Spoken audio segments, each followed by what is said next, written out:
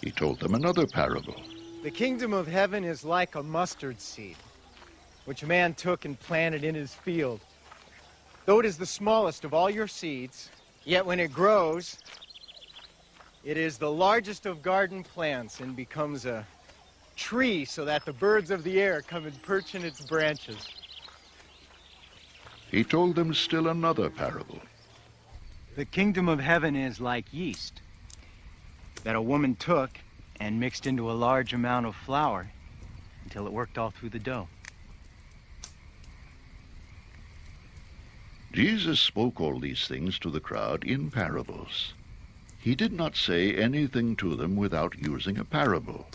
So was fulfilled what was spoken through the prophet. I will open my mouth in parables. I will utter things hidden since the creation of the world.